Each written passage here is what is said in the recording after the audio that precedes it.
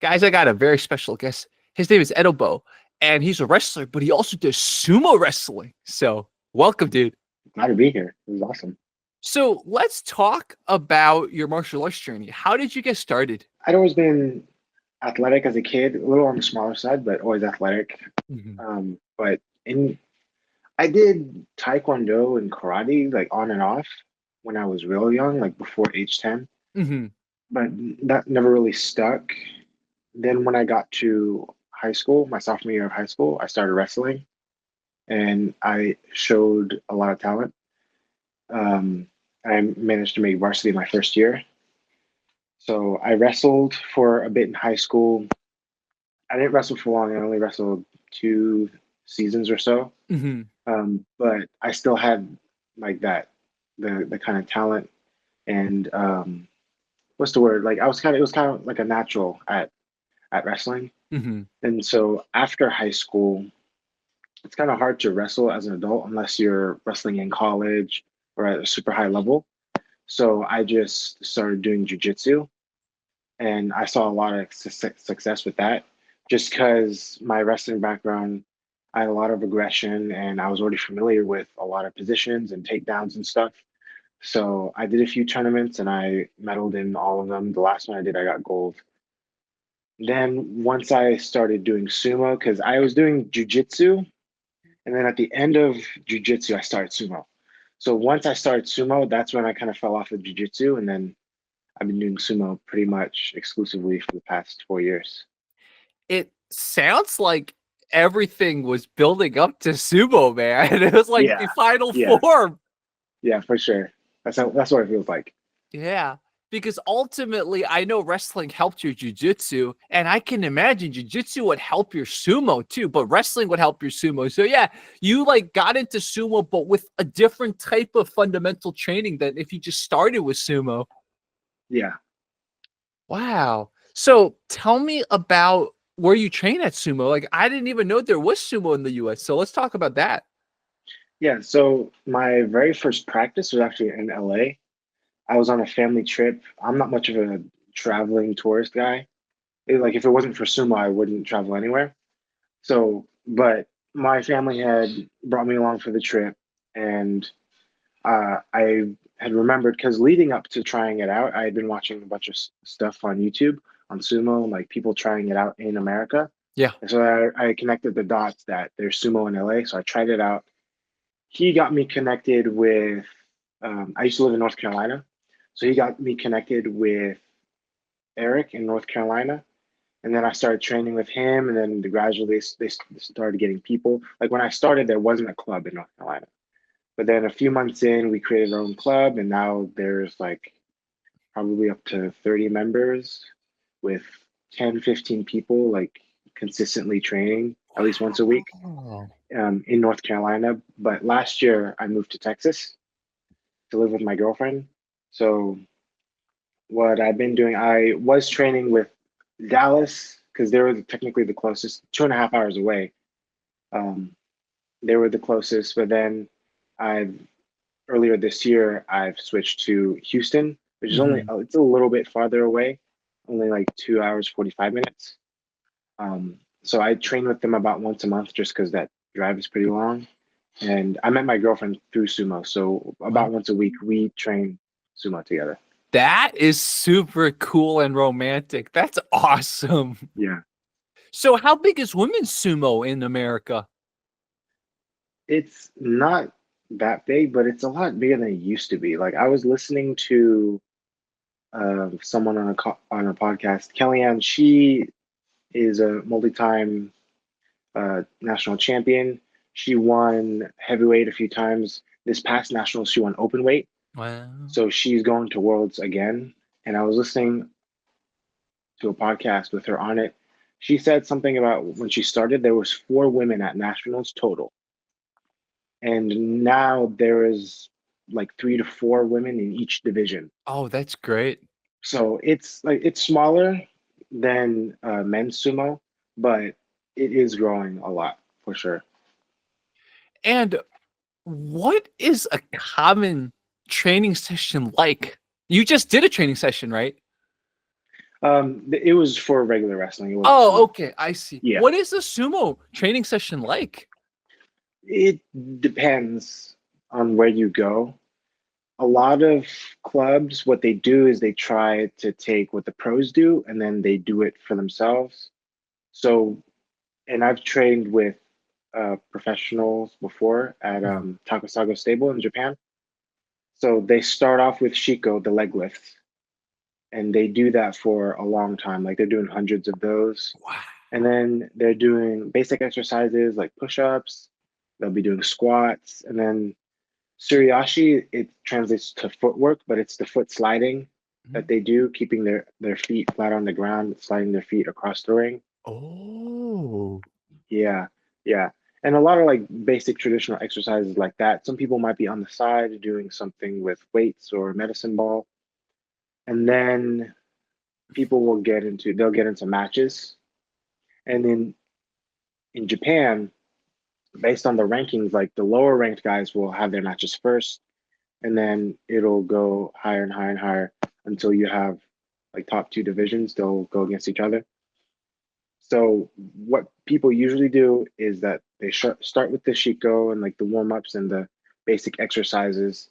They do that for a while, and then some people like to break off into doing drills and showing techniques. Other people break off straight into matches. An ideal practice session for me, just because of the way it's set up in America, people usually only train once a week. In Hmm. Japan, they train every single day for 6 hours. But Wow. even on the one day of the week, we don't have 6 hours. So I think that you should do like 10, 15 minutes warm up because a lot of times it's up to an hour, depending on how much time people have, maybe even an hour and a half of like warm ups and basic exercises. I think all of that stuff should be done throughout the week just because we can only meet once a week. Warm up for 10, 15 minutes, maybe do a few basic exercises for another 10 minutes, and then just matches Hmm. the whole way through. Because like sumo, if you're trying to get better at sumo, sumo should be the thing that you're doing the most, in my opinion. And then throughout the week, you can lift and do basic exercises to build up that strength. And that's what it usually looks like up to an hour of warm ups, basic exercises, then right into matches. And so you're also wrestling. Do you want to? Are you a collegiate wrestler now? No, I mean, I'm in college and I train wrestling, but I'm not wrestling for a college. Oh, okay. I just have a gym nearby that offers wrestling. I wish I had that in college, man. I wanted to learn how to wrestle in LA. And it's like there was actually a wrestling coach that probably could have taught me, but it was a while before I discovered him. Outside of the Yeah, school system, it's hard. Like it's yeah, that's the thing. I always ask wrestlers about it because I'm like, man, if adults got some wrestling classes, it would help us a lot. But the thing is, wrestling's pretty intense, and I get why yeah, there isn't as big a marketplace. There's injuries all the time. You roll your foot and stuff like that all the time. yeah. So, what are the prospects like for sumo? Are you able to compete abroad, or is it kind of gonna stay a hobby for now for you? Technically, it's a hobby in that it doesn't pay anything, and I have to pay my way to stuff. I've done a few tournaments where I've been paid to show up or I get paid to win, Hmm. but those are very few and far between. It's not going to be every single tournament. I think it can definitely get to a place where it's popular enough where people, I don't know how, like, I mean, I know how people get paid on social media, like through ad revenue and stuff, but like probably that route, like people watch it, it gets popular, and then there's like sponsors and all that stuff. That's the route I'm kind of seeing in my mind right now, Hmm. just because there's no like professional league outside of Japan.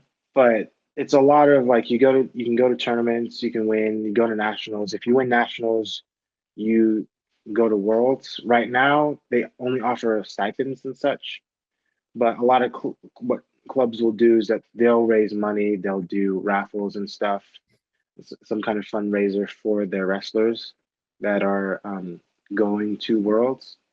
So there definitely is some help on the financial side of things. And I think eventually, when the federation gets enough money, it'll get to a point because a lot of countries, especially like Ukraine and Hungary, the Eastern European countries, the way it works, the way I understand, is that they have their federations. And because wrestling is such a huge part of the culture, like they have the funding that they need to send the wrestlers to different international competitions or to world level competitions. Mm-hmm. So I think that if sumo keeps going the way it is going, like getting more and more popular as time goes on, the federation will get to that point. Mm. Why do you think it took a while for sumo to get popular, and why is it getting more popular now? I think people have people have preconceived notions about what sumo is, and that I think gets in the way of them understanding what it actually is. So when people think of sumo, like when I say I'm a sumo wrestler, the first two things is always like I thought they have to be big, and do you have to wear the diaper? And then I have to explain, well, there's weight classes in amateur sumo, and even in the pros, there are guys who are under the average of 330. I mean, they're still big. Like 250 is still pretty big, but for their standards, that's kind of like a lightweight wrestler. And then it's not a diaper, it's a belt, and I mean, you can say it's weird. Like I honestly, I don't mind it. And when I tried wearing the belt traditional, like that's how you're meant to wear it. That's actually kind of comfortable. It's actually kind of nice. With like the shorts underneath, it kind of comes loose, and people are also worried about it getting loose. Like you tie it the right way, and you wear it the way it's meant to be worn, it's not coming off. Like it's not coming off at all. I feel like you have a higher chance of it coming off if you're wearing something underneath that kind of causes like Friction. I don't know if it's friction. Yeah, it just kind of causes the belt to come loose a little bit, but I always feel comfortable wearing the belt. Wow. Yeah. I mean, I think I featured sumo once or something on my channel. I remember there was a guy who was like way underweight in relative terms compared to the big guys, and he was beating them. He was kicking their Mhm. asses, right? So yeah. Uh, and then I've also seen a very, very viral clip on Reddit where it's like a little skinny kid and like he tosses a big kid. Like it happens, man. I mean, Yeah, that's why it's the beauty and the art of sumo. It's not just about size, it's about skill. yeah, for sure. What do you want to do with your wrestling? My goal is to become world champion Oh. at least one. I mean, as many times as I can. Uh-huh. But I mean, and even medaling, like even if I got third place, like that would be pretty big, especially for America, just because we don't tend to do as well. We're doing better than in the past, but we don't tend to do that too well on the world Mm-hmm. stage. Mm-hmm. Like Kellyanne, I mentioned her before. She's won 5 world medals, like on the Mm-hmm. team, in the Wow. team tournament side, and then on the individual side, she's won bronze once and silver twice. Mm-hmm. So on the women's side, things are going a little more competitively, but on the men's side, the last time a man medaled in the U.S. was 2017. That was World Games. That's like kind of like second tier Olympics, the World Games. And then before that, I think was 2008 was the same guy. He medaled at Worlds. And Mm-hmm. we've only had one male. Do you know Manny Yarborough? Mm-mm. Yes, yes. Yeah. He was in the He's UFC. Yeah, Yeah. yeah, very early days of the UFC. Yeah. Um, I believe he's the only male to have gotten gold in the US. Wow. He was big. Yeah, He was yeah, kicked he was. off a flight once because he was too big. Like they couldn't accommodate him. I remember that. It was in the news. Yeah, yeah. Wow. One cool thing about that is I remember like as a kid reading the Guinness uh, Book of World Records. I remember seeing him. He was the heaviest athlete, and I kind of had that memory come back up when someone was talking about him, and it was just kind of interesting. Like I saw him as a kid, and I remember seeing videos of him too. Like he would get interviews. He was really popular back in the day. But it's interesting that now in sumo and having seen him before as a child. Do you want to get into combat sports, or are the grappling sports enough for you? I think grappling is enough for me. Like that's kind of where it's almost like a comfort zone. It's just what I'm good at and it's where I feel best at. I've tried MMA a little bit and I used to at one point I was wanting to do amateur MMA, trying to go pro, but that was like very short lived. Just because I realized it's kind of I don't. It's not the getting hit; it's the hitting other people. I don't like hitting other people. It's very visceral to me, and like I know that if it's not controlled, then it could do some real damage. And like in MMA, like that's the goal. Like if you're fighting amateur MMA, trying to go pro, like you're trying to hurt people. And I kind of figured out like that's not really my style. That's not what I like to do. I would much prefer to grapple somebody to the ground and just keep them there against their will. It. I mean, there are some injuries, but it's from what I've seen, it's less likely that you get injured. Like the whole goal isn't to hurt somebody in grappling. Yeah, that's a good segue. What are common injuries in sumo? Because again, it's different than wrestling. It's different in jiu-jitsu. So like, I don't even know. Like, are the injuries related to like landing on someone, or you know, I'm literally watching Kellyanne Ball do sumo as we're talking. So like, I'm Hmm. thinking about, okay, like, can people land on their heads or stuff? So tell me about that. How can people get injured in sumo? I think the most common injury I've seen is probably concussion. Oh, that's what I thought. Because it's a lot of falling. People are resisting, and like if people aren't careful, like we have it's called ukemi. It's basically like how to fall, Yeah. and not a lot of people are taught that or know that, or it doesn't Uh, come, or they know it, but it doesn't come naturally to them, or like they're too focused on trying to not get out that they're not realizing like, and it happens to people on the higher level too. Like my um my buddy Jared, he was the middleweight national champion last year. He was supposed to go to Worlds, but leading up in the training leading up to it, he got a concussion ugh. just because like there was one match that we had where he was falling weird. So I mean it happens. I think that was the most common, at least from what I've seen. Mhm. And I've seen a ton of stuff like one tournament someone had their wrist broken, some people get ribs and stuff. Um, one dude one dude had his shin snap in half. It was like at Ooh. like a right angle. I didn't see it, but I heard it. I was like in the back and I heard just a huge snap. And Ooh. then yeah, that was probably the worst one I've seen. He's fine now, but and that like a lot of the injuries happen, people aren't prepared for a tournament or for a certain caliber of competition, if that makes sense. That was the guy's first time doing sumo, the guy that snapped his leg. Ooh. A lot of people a lot of people who get injured, it's their first time doing sumo and it's like in a tournament. So I think a lot of that has to do more with the experience level and them not being prepared Yeah. and less with the sport. Because at the higher level, we people don't really get injured. Like I've never been seriously injured doing sumo Mhm.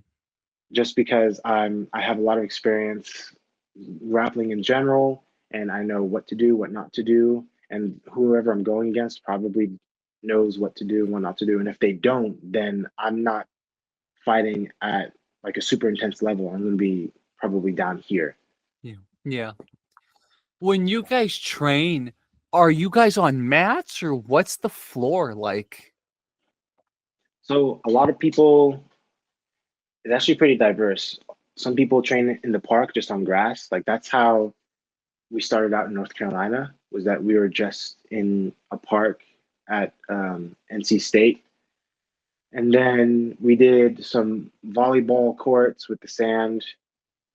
Now, and I think this is, outside of actually building the clay soil doyo, going to a baseball field is probably the best bet, like the closest, Oh, like because without there's any the of the, yeah. yeah. And then you just get a rope that has the same diameter and you put it down, and like that helps, and it makes a huge difference. Like we just had a tournament in North Carolina in, I think it was late June, and a lot of the people who weren't used to the soil, they could tell that the guys who had been training on the soil, the North Carolina guys, like they wrestled so well because that's what they're used to. And usually tournaments are on a they're on it's basically a tarp that will be on wrestling mats or puzzle mats, and then the tawara, that's the edge of the ring, will be velcroed onto it. That's generally what people practice on, and usually what we have tournaments on. But people, a lot of people have it outside. Like outside is probably like easiest setup because with the tarp you have to like unfold it, you have to lay it out, make sure there's no air under it, and then velcro all the stuff on. But if it's outside, you really just need like people usually use some sort of rope, and then they just put it down on the ground, make sure it's long enough, and then that tends to work pretty well. I see. I see. What do you think's the future of sumo? Is it getting more and more popular worldwide, or is it just getting more popular in America? I think it's getting more popular worldwide Okay.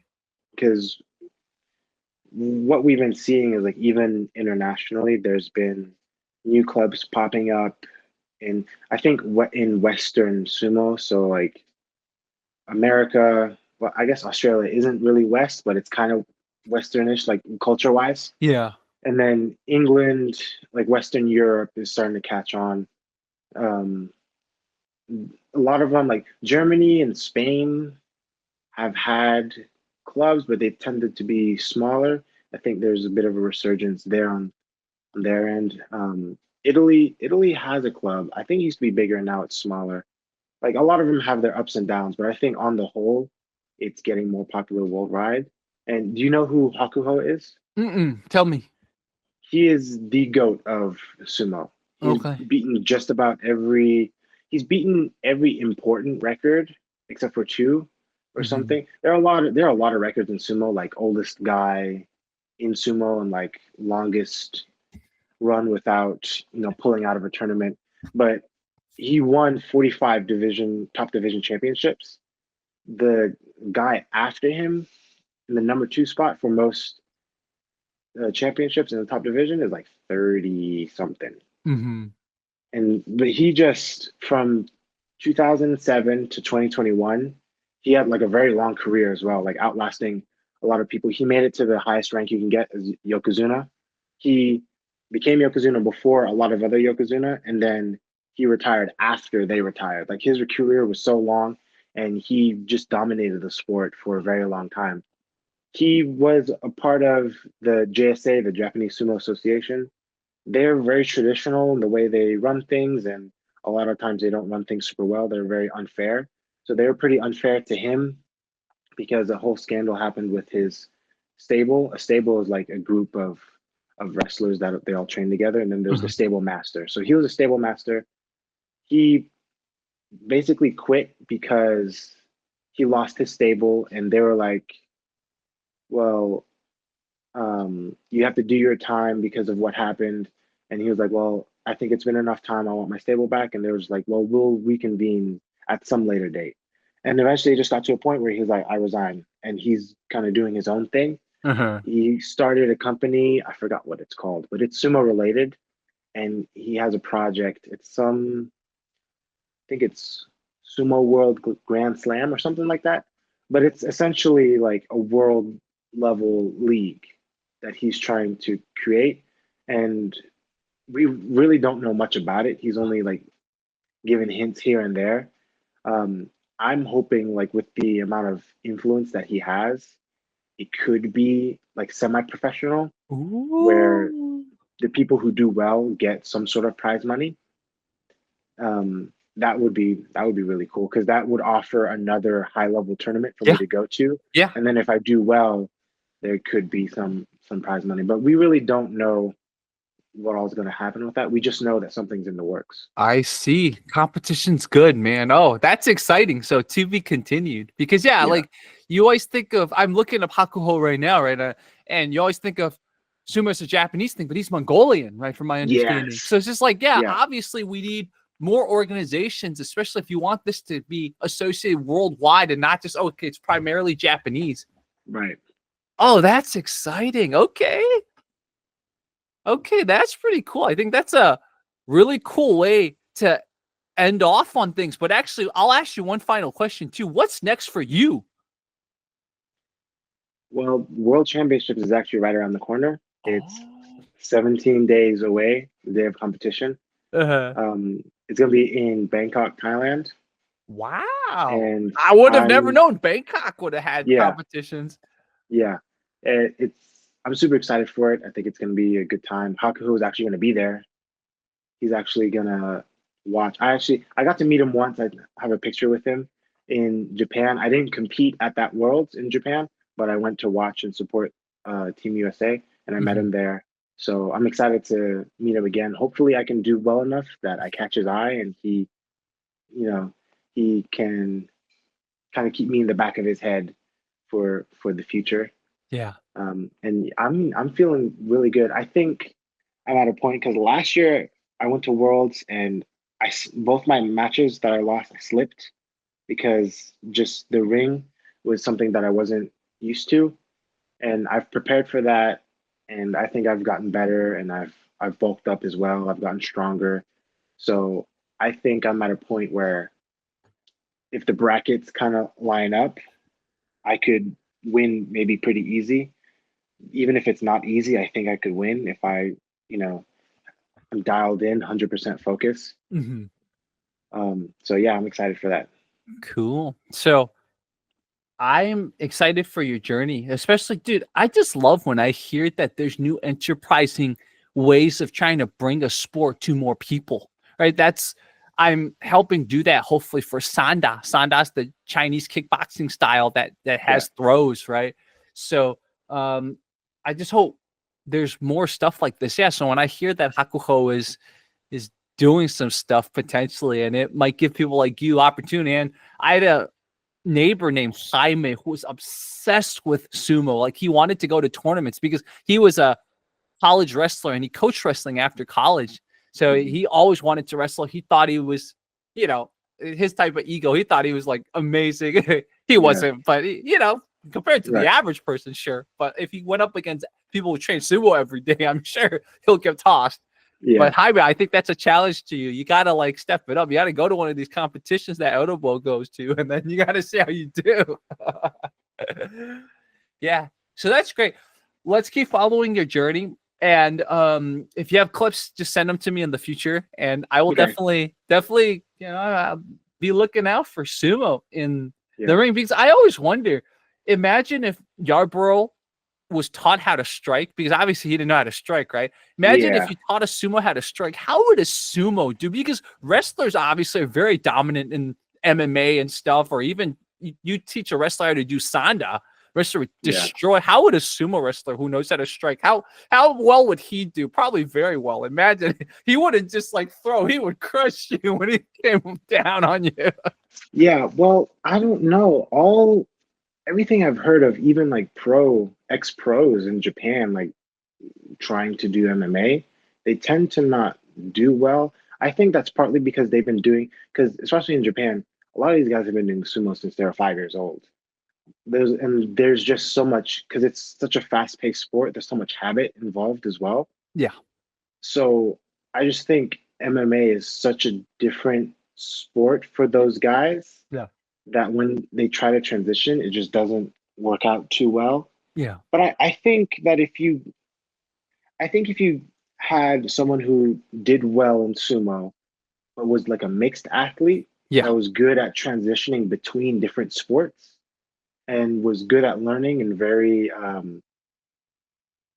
conscientious. I think that's the right word I'm trying to utilize. But if they're very diligent in trying to learn MMA as a completely different sport and not trying to use what they have in the past. Because I think strength wise, they're definitely like a lot stronger than a lot of other guys. And like in terms of size and frame, they would be hard to do damage on, at least in the body, and they have strong necks and stuff.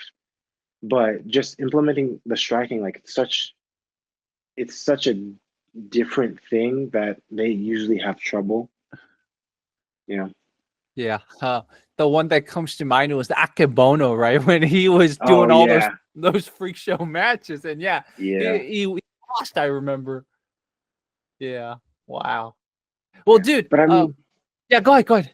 oh, but with Akabano, like if he had like started out with MMA, I think he would have done good. Yeah, Just yeah. because his physique, his reach, and just his athleticism, like he was strong. I think he had just been doing sumo for so long at that point, and he was like older.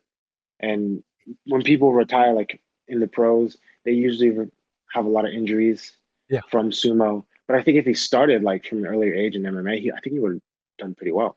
Yeah, yeah, exactly. So hopefully that's something we look forward to in the next 5 years. Some sumo wrestler making a splash in the combat sports. So Yeah, fingers crossed for that. Cool, man. So you obviously have an Instagram, right? Do you have a YouTube channel? I do have a YouTube channel. I post all of my training bouts and my Mhm. competition bouts. Oh, cool. How do we find you? It'll My channel name is just my name. Uh-huh. It's Edobor Mhm. space Konyeha. Okay, there you are. Okay, Yeah, awesome. but I think Gotcha. if you look up my first name and sumo, like that's already one of the search terms, just because I Uh-huh. have a unique name. Yeah. Um, Are so you half it'll Japanese? no, no, no, no. It's Nigerian. Oh, that's so Yeah, cool. yeah, but it is like Edo is like the Edo period, and people who know Japanese, they've joked like bo is means stick in Japanese. So it like the sounds of my name are pretty Japanese. Like Uh-huh. yeah, but And even it's Nigerian. Konyeha, like that could kind of pass as Japanese. Yeah, yeah, yeah, yeah. And you're doing a Japanese sport and you got the hipster glasses. Dude, you should say you're half Japanese, half Nigerian. That's a cool mix. Yeah, that would be a cool mix for sure. Yeah, there's a lot of good Nigerian chess players too. So yeah, Nigeria has a lot of talented people. Yeah. Cool. Well, let's continue our conversations as you do more sumo. Please reach out to me. We'll do more, and Yeah. maybe we can even do a session in the future after maybe the next competition where we just like watch your matches together and we can kind of break them Okay. down. Yeah. Yeah. Yeah. That'd be really cool. That'd be Yeah, nice. that'd be super fun. I've been doing that more with people, so I it happened and it's been enjoyable multiple times. So, dude, we'll do it once with you too. Awesome. Hell yeah. That sounds so cool.